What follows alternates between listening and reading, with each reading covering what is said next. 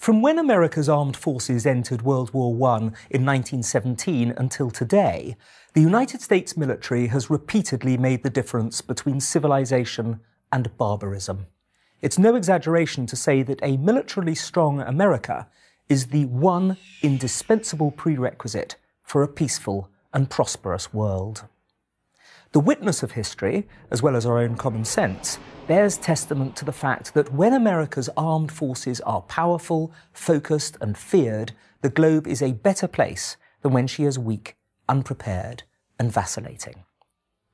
In the past century alone, there have been 4 great threats made to peace, democracy and freedom. Each of them have come from enemies that hate and fear what the United States stands for, as laid down in her Declaration of Independence, Constitution and Bill of Rights.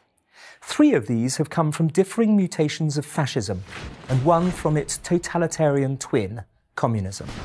In each case, it has been the US military that has been a principal force protecting the free world from the tyranny these threats have sought to impose. The First World War sprung from Germany's bid for hegemony over Europe and was powered by a Prussian military machine that was proto-fascist in its outlooks, ambitions and assumptions. When the discovery of the infamous Zimmermann telegram revealed that Germany wanted to extend the war even into the American heartland, the Wilson administration sent hundreds of thousands of young American recruits, nicknamed doughboys, onto the battlefields of Europe and tipped the balance in the Allies' favour.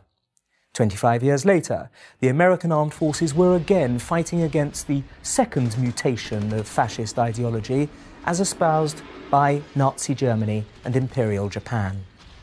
On battlefields as distant from America as tiny islands in the South Pacific, picturesque villages in Italy and desolate towns in northern Africa, as well as on the sea in the Atlantic and in the skies over Germany, the American armed forces made another invaluable contribution to victory.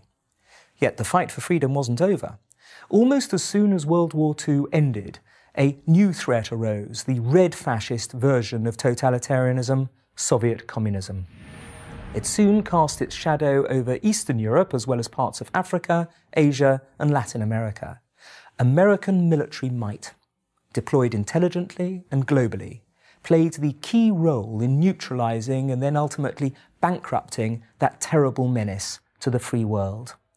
When victory in the Cold War in the late 1980s and early 1990s finally came under the presidencies of Ronald Reagan and George H.W. Bush, it was because the US armed forces were kept strong enough to deal with the ceaseless probing and provocations of the Soviet Union over nearly half a century.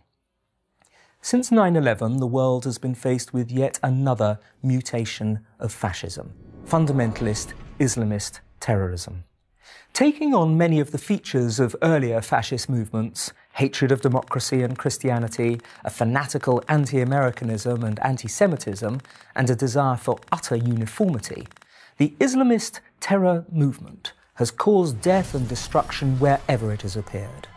The fascist bacillus has mutated yet again, but it is alive and well. And yet again, the traditional antidote to the American military has taken up the task.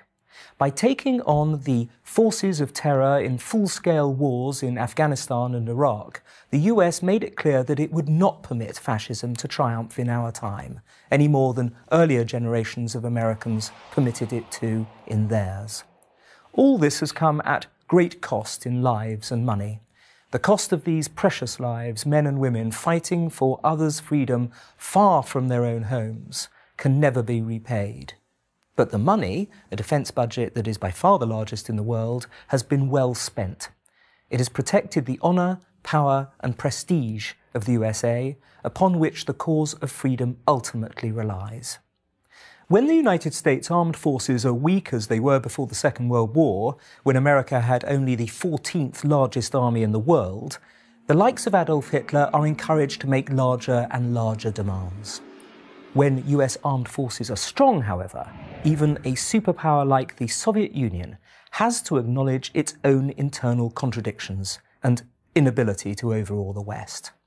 With China rearming massively and posing a growing threat to Western interests and values around the world, and the threat of Islamist fascism still upon us, it is well to learn the central lesson of the past half-century of human experience, which is that for her own sake, and that of those who love freedom everywhere, the United States must be militarily preeminent. I'm Andrew Roberts for Prager University. Join Prager University, subscribe to our YouTube channel, and sign up for free at prageru.com.